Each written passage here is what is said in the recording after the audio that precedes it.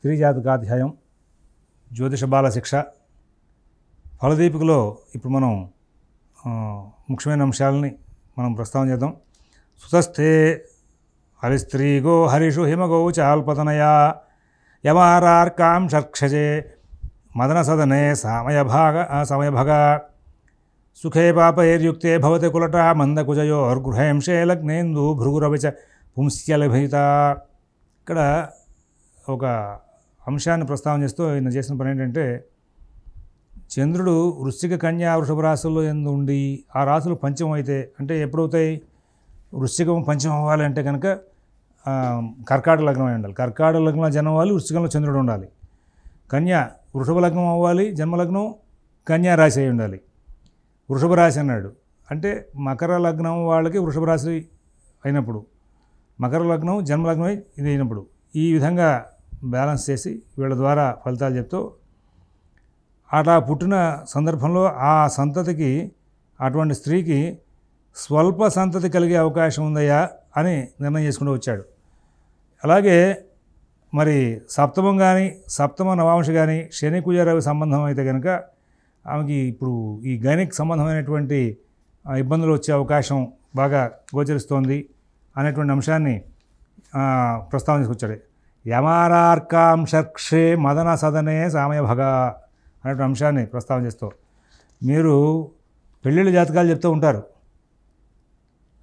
ఈ పెళ్ళిళ్ళ జాతకాలు చెప్పేటప్పుడు పెళ్ళిళ్ళ జాతకాల్లో మరి మనకి చాలా విశేషమైనటువంటి ప్రస్తావనలు జరుగుతూ ఉంటాయి. చాలామంది చాలా రకాలుగా మాట్లాడేస్తూ ఉంటారు. నేనేమంటూ ఉంటానంటే, అసలు పెళ్ళిళ్ళ జాతకాల్లో ఎప్పుడూ కూడా ఎంతవరకు శాస్త్రవాక్యాలు ఉన్నాయి, ఈ పెళ్ళిళ్ళ జాతకాలకు వచ్చేసరికి కేవలం నక్షత్ర పొందనలకు మాత్రం శాస్త్రం చాలా క్లియర్గా అన్ని గ్రంథాల్లో ఉంది. అయితే కొన్ని విశేషాంశాలు కొన్ని గ్రంథాలు ఉన్నాయి, అన్నిటిని తీసుకోవాలి. తీసుకుని వాటినన్నింటినీ కూడా మనం ప్రస్తావన చేసుకుని ముందుకు వెళ్ళాల్సిన అవసరం ఉంది. ఒకే గ్రంథాన్ని చదివినా దాంతో మనం అప్లికేషను ఈ నక్షత్ర పొంతనలు చూసినా తప్పవుతుంది. వివాహ పొంతనలు చూసే విషయంలో శాస్త్రంలో అంతవరకే, నక్షత్రాల వరకే చెప్పాడు. ఈ జాతకాలు చూడడం అనేది ఎక్కడా కనబడలా. ఆ ప్రస్తావన సిద్ధాంతి తనదైనటువంటి బుద్ధిశైలితో ముందుకు వెళ్ళాలి. మహర్షులు చెప్పిన వాటిలో అక్కడక్కడ మనకు కనబడింది అంటే పాప సామ్యత అనేటువంటి పదంతో కూడినటువంటి విధానాన్ని మాత్రం వాడు చెప్పుకుని వచ్చాడు. ఇక మన సొంత ప్రస్తావన అంతా కూడా జ్యోతిష్ శాస్త్రరీత్యా సిద్ధాంతాలు తమదైనటువంటి విధానాలతో ముందుకు వెళ్తూ ఉంటారు. అలాంటి సందర్భాల్లో భాగంగా గ్రంథాల్లో ఉన్నటువంటి అన్ని అంశాలని కూడా మీరు ప్రస్తావన చేస్తూ ఎక్కడెక్కడ ఏ గ్రంథంలో ఏ అంశాన్ని ఏ సూత్రాన్ని చెప్పుకుంటూ వచ్చాడో. ఎందుకంటే కేవలం ఇప్పుడు ఇక్కడ ఈ ఫలదీపికలో మనం ఇప్పుడు పాఠం చెప్పుకుంటున్నాం. ఈ ఫలదీపికలో పాఠం చెప్పినప్పుడు ఒక 3 లగ్నాలకి ప్రత్యేకమైనటువంటి వివరాలు ఇచ్చాడు. సుతస్థే స్త్రీగో హరిషు హిమగో చాల్పతనయ, స్వల్ప సంతానం కలగడం. వాళ్ళందరికీ స్వల్ప సంతానం కదండి, 1 లేదా 2 కంటున్నారు, ఎక్కువ కనట్లేదు.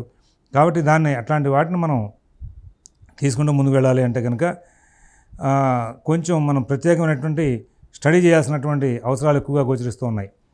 ఇక్కడ మరి తర్వాత రెండో అంశం చెప్పాడు, సప్తమం కానీ సప్తమ మదన సదనే సామయభగ, సప్తమ నవాంశ కానీ ఇదేమవుతుందంటే శని కుజ రవి సంబంధాలు కనుక అయితే ఆ సందర్భంలో ఆమెకి కొంచెం ఈ యొక్క స్త్రీలకు సంబంధించినటువంటి ఆరోగ్య సమస్యలు ఉండే అవకాశం ఉంది అనేటువంటి విశేషాన్ని ఈయన ప్రస్తావన తీసుకొచ్చాడు.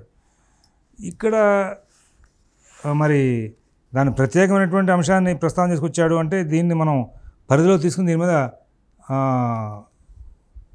ఖచ్చితంగా 100% ఒక సూత్రాన్ని మనం తీసుకుంటూ వెళ్ళాల్సిన అవసరం ఉందనేది గమనించుకోవాలి.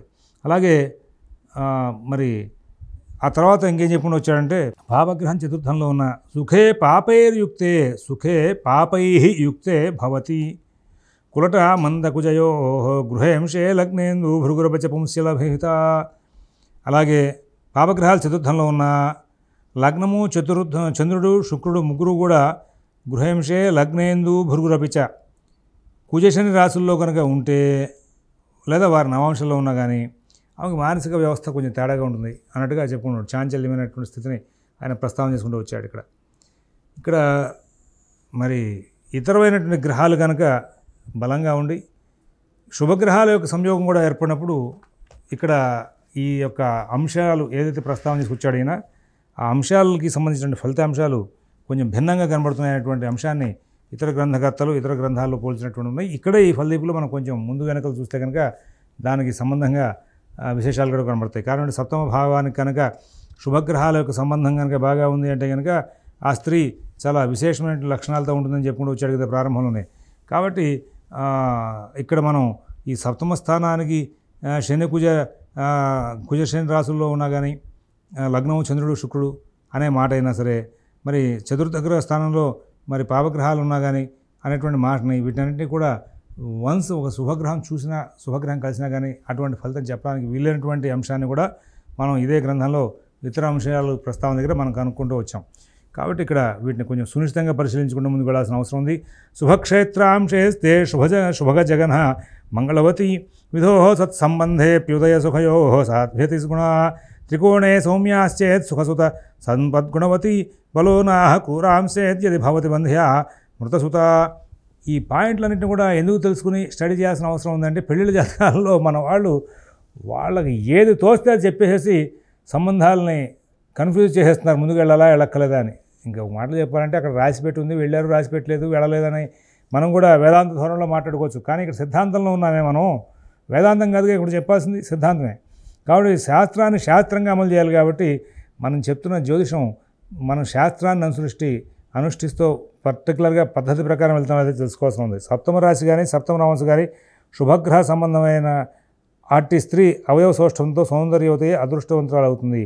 లగ్నము చంద్రుడు శుభులతో కలిస్తే కనుక స్త్రీ సుశీల సద్గుణ సంపురాలు. శుభగ్రహాలు త్రికోణాల్లో కనుక ఉంటే కనుక స్త్రీ సుఖవంతురాలు, సంతానవతి, ధనవంతురాలు, శుభముకు స్వభావం కలదే అన్నాడు. ఈ నేపథ్యంలో పైన చెప్పినటువంటి చతుర్థ స్థానంలో పాపగ్రహమే ఉంది, శుభగ్రహం సప్తమ స్థానంలో ఉంది. ఈ పైన చెప్పినటువంటి మానసిక వ్యవస్థలు కొంచెం తేడాగా ఉండే అవకాశం ఉంది అనేటువంటి పాయింట్ చెప్పడానికి లేదు స్త్రీ జాతకాధ్యాయం పరిశీలన చేస్తూ. ఇక్కడ మళ్ళీ పాయింట్ చెప్పాడుగా సప్తమ భావంలో కనుక మరి సప్తమ సంబంధంలో కనుక ఆవిడ శుభగ్రహాలతో కనుక ఉంది అంటే కనుక, కాబట్టి ఈ రెండింటిని బ్యాలెన్స్ చేయాలి. ఇందులో ఏది బలమైన చూడాలి, ఇందులో ఎవరు ఎక్కువగా యాక్టివేట్ అవుతున్నారో చూడాలి. ఆ యాక్టివేషన్ చేసే గ్రహాల యొక్క ఫలితాన్ని మనం వర్కౌట్ చేసుకుంటూ ఫలితాలు చెప్పుకుంటూ వెళ్ళాల్సిన పరిస్థితులు ఉన్నాయి. కాబట్టి దాన్ని ఆ విధంగానే మనం వర్కౌట్ చేసుకుంటూ ముందుకు వెళ్ళాలని చెప్పేసి చెప్పుకుంటూ వచ్చాడు. ఇదే పారిజాతంలో కూడా మనం ఒకసారి వర్కింగ్ చేసాం. ఏమనని అర్కాంశే కులట నిజోచ్ఛగృహగే సాధ్వీ శుభాలోకితే లగ్నే నెతకరేధవ మదనభే నిచారి మూఢాన్వితే పాపవ్యాళ విహంగ వ్యాస నికళ ద్రేకాణ భాగాన్వితే సంధ్యాంశే విగతవృత చ విధవ జాతస్య జాయా భవేత్. చంద్రుడు లగ్నం కానీ సప్తం కానీ లగ్నంలో కానీ సప్తంలో కానీ ఉండి రవివంశం ఉన్న జాతకం భార్య దృష్టిలవుతాయి. తన స్వంత లేక ఉచ్చరాశి ఎందుంటే కనుక శుభగ్రహ వీక్షణ ఉంటే కనుక భార్య భౌతికురాలని నీచ శత్రుక్షేత్రం అస్తంగత దోషాలు లేక దుష్టద్రేకాణాలందు అక్షరందులందు అట్టితరి భార్య దృష్టిలో కొన్ని విధత్వం పొందులని ఇట్లాంటివన్నీ కూడా విశేషాలను కూడా పారిజాతం చెప్పుకొచ్చాడు. ఇవన్నీ జాతకాల శోధన కోసం మాట్లాడుకున్నాయి. ఇవి పర్సనల్గా ఎవరిని కూడా విమర్శించడానికి కాదు, ఎవరిని కూడా మనం ఉద్దేశించి మాట్లాడట్లేదు. కాబట్టి ఇక్కడ గ్రంథస్థమైన విషయాలను గ్రంథస్థంగా తీసుకుని మనం శోధన చేసుకుంటూ వెళ్తే కనుక వీటి యొక్క ఫలితాలు ఉంటూ ఉంటాయి. ఇంకా తర్వాత ఇందులోనే త్రింశాంశాల మీద ఫలితాలు చెప్పుకుంటూ వచ్చాడు. ఈ త్రింశాంశ ఫలితాలను మనం చాలా జాగ్రత్తగా డీప్గా స్టడీ చేసుకోవాలి. మా గురువుగారు ఆయన పొద్దున్న నుంచి రాత్రి 9 లోపుగా, అంటే రాత్రి 9 తర్వాత ఏం చెప్పేవాడు కాదు. కాబట్టి లగ్నాలకి ప్రతిదానికి కూడా ఆయన త్రింశాంశాలు వేసుకుని కూర్చునేవాడు. ఎవరైనా ప్రశ్న అడగడానికి వస్తే వెంటనే త్రింశాంశాలు చూసుకుని ఆ జాతకంలో దశాంతరదశలు చూసుకుని ఆ వచ్చిన వాడు ఎందుకు వచ్చాడో వాడు చెప్పడం కదా, ఈయనే చెప్పేవాడు. రే అబ్బాయి నువ్వు ఏదో కుటుంబ వ్యవహారాల నిమిత్తంగా వచ్చావు, ఏదో అన్నదమ్ముల ఆస్తి తగాదాల గురించి వచ్చావు, లేకపోతే విద్యా విషయంగా వచ్చావు, ఉద్యోగం రాలేదని అడగడానికి వచ్చావు అని ఈయన చెప్పి తర్వాత జాతకం చెప్పేవాడు. ఇవాళ మనం వెళ్ళి మనకు కావాల్సిన విషయం అడిగినా కానీ చెప్పడానికి సరైనటువంటి ఫలితాలు రావట్లా. ఈ త్రింశాంశాల దగ్గర ఆయన శోధన చేసిన దాంట్లో చాలా సూక్ష్మత ఉంది. అంటే ప్రశ్న లగ్నానికి త్రింశాంశాల మీదకి వెళ్ళి ఆ గ్రహాలు ఏవి బలంగా ఉన్నాయో చూసి ఆ బలంగా ఉన్నటువంటి గ్రహాలను ఆధారం చేసుకుని వాటి మీద ఈయన ఫలిత విషయాలను చెప్తుంటూ వచ్చాడు. చంద్రే భౌమ గృహే కుజాది కథిత త్రింశాంశకేషు క్రమాత్ దుష్టాదాస్య సతి సుశీల విభవా మాయావిని దూషిణి శుక్రక్షే దూషణాన్యపతిగా పూజ్యా సుధీ విశ్రుత. ఇక్కడ చంద్రుడు కుజగ్రహాలు అగు మేష వృశ్చిక రాశుల్లో ఉండగా, అంటే అమ్మాయి మేషరాశిలో కానీ వృశ్చిక రాశిలో కానీ జన్మించింది. అప్పుడు దానికి సంబంధించిన త్రింశాంశాలు చెప్తే మేషాంగంగా అయితే 5 త్రింశాంశాలు కదండి ఉండేది ప్రతి రాశికి కూడా. మొదటి త్రింశాంశలో దుష్టచారిణి, రెండో త్రింశాంశ అయితే దాసి, మూడో త్రింశాంశ అయితే దుష్ట చరిత్రాలు, 4వ త్రింశాంశ అయితే కనుక మోసగత్తె, 5వ త్రింశాంశ అయితే దూషింపబడుతుంది, అంటే అక్కలేని అభాండాల మీద పడుతూ ఉంటాయి అనేటువంటి అంశాన్ని చెప్పుకుంటూ వచ్చాడు. ఇదే వృశ్చికంలో అయింది. వృశ్చికంలో ఉన్నప్పుడు మరి ఇది సమరాశి అయింది. త్రింశాంశలు బేసి రాశికి ఉండే త్రింశాంశలు వరుస క్రమం వేరు, సమరాశికి ఉండే త్రింశాంశలు వేరు. అక్కడ మళ్ళీ వెనక్కి వెళ్తోంది పరిస్థితి. ఎట్లాగా 1వది దూషిణి, 2వ త్రింశాంశ మోసగత్తె, 3వ త్రింశాంశ అయితే దుష్టచతురాలు, 4వ త్రింశాంశ అయితే దాసి, 5వ త్రింశాంశ అయితే కనుక దుష్టచారిణి. అంటే అక్కడ అనులోమం, ఇక్కడ వినులోమం. ఎందుకంటే మేషం బేసి రాశి అయింది, దానికి అనులోమంలో వెళ్తున్నాయి త్రింశాంశలు. ఇది బేసి రాశి, దీనికి అనులోమం. ఇదే శుక్రగ్రహ రాశులకి సంబంధించి త్రింశాంశాలు చెప్పాల్సింది. చంద్రుడు కనుక శుక్రుడు రాశిలో అయినటువంటి వృషభంలో ఉన్నాడు లేదా తులలో ఉన్నాడు. వృషభంలో ఉంటే కనుక మొదటి త్రింశాంశంలో కనుక పుడితే దూషింపబడే చరిత్రలు అభాండాలు ఎక్కువ పడుతూ ఉంటాయి ఆవిడ మీద. తర్వాత పరపురుషగామిని, మిక్కిలి గౌరవనీయురాలు, తర్వాత మేధావి, ఖ్యాతివంతురాలు. ఇదే మరి తులా సంబంధంగా చెప్పాల్సి వచ్చింది. దానికి వెనక్కి తీసుకుని వెళ్ళిపోవడమే మరి అక్కడ బేస్ రాసింది కాబట్టి తులారాశి. ఆ తర్వాత బుధ త్రింశాంశాలు కనుక అయితే చంద్రుడి యొక్క రాశులు, చంద్రుడు ఉన్న రాశి బుధ త్రింశాంశాలు మిథునంలో ఉంటే లేకపోతే కన్యలో ఉంటే, మిథునంలో ఉంటే కనుక గౌరవనీయురాలు, స్త్రీత్వం లేనిది, మరి సుశీలవతి, సగుణ సంవరాలు, నిరుత్సాహి, 5 రకాల ఫలితాలు.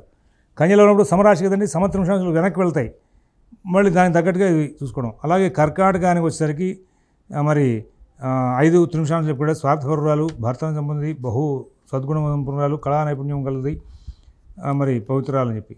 ఆ తర్వాత సింహానికి కూడా అదే విధంగా చెప్పుకుంటూ వచ్చాడు. ఈ విధంగా మొత్తం అంతా కూడా ఈయన అన్ని రాసులకు సంబంధించినటువంటి అంశాలని చేసుకుంటూ వచ్చాడు. అయితే ఇక్కడ మకర కుంభాల్లో కనుక ఉంటే దాసి, పరపురుషగామిని, భర్తను తన చెప్పు చేతుల్లో ఉంచుకునేది, దుశ్చరిత్రాలు, వంజురాలు, నిరుత్సాహి అని చెప్పేసి శని గృహాలు మకర అని చెప్పాడు.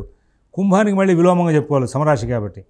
అలాగే గురురాశులు అయినటువంటి ధనుర్మేనాలకు కనుక వస్తే మొదటి త్రింశాంశ సద్గుణ సంపన్నురాలు, మరి స్వల్పరతి చకల, మరి 3వది బహువిధ గుణ సంపన్నురాలు, కళా నైపుణ్యవంతురాలు, అతి సౌశీల్యవంతురాలు.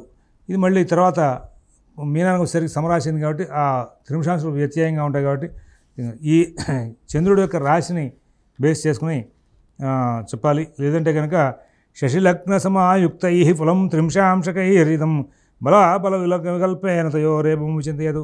లగ్నం బలంగా ఉందా, చంద్రుడు బలంగా ఉన్నాడా అనేటువంటి అంశాన్ని ప్రస్తావన చేసుకొచ్చి ఆ ఇద్దరిలో ఎవరు బలంగా ఉంటే వాళ్ళని ఆధారం చేసుకుని ఈ యొక్క త్రింశాంశ ఫలితాలు చెప్పుకుంటూ రమ్మని చెప్పేసి ఉంటుచ్చాడు. ఇట్లాగా స్త్రీ జాతకాధ్యాయం, కళత్ర భావం, వీటికి సంబంధించినటువంటి అంశాలను ఏదైతే ప్రస్తావన చేసుకుంటూ వచ్చాడో ఆ ప్రస్తావన చేసినటువంటి అంశాల ద్వారా మనం ఫలితాలన్నింటినీ కూడా వర్కౌట్ చేసుకుని వీటన్నింటినీ లిస్ట్ అవుట్ చేసుకుని ఈ సూత్రాలను అమలు చేసి అప్పుడు ఆ కళత్ర భావం మీద అప్లై చేసి ఈ భావాలని కూడా ఇక్కడ అప్లికేషన్లో ఉన్నాయి, సరిపోతున్నాయి కాబట్టి ఈ జాతకానికి ఈ లక్షణాలు ఉన్నాయి, ఈ జాతకానికి ఈ లక్షణాలు ఉన్నాయి కాబట్టి వీళ్ళతో వివాహం చేయొచ్చు చేయకూడదని శాస్త్రీయంగా పేపర్ మీద రాసి దాని కనుక ప్రజెంట్ చేస్తే అటువంటి వివాహ పొందలు చెప్పినటువంటి సిద్ధాంతం కరెక్ట్ జాతకాల విషయంలో.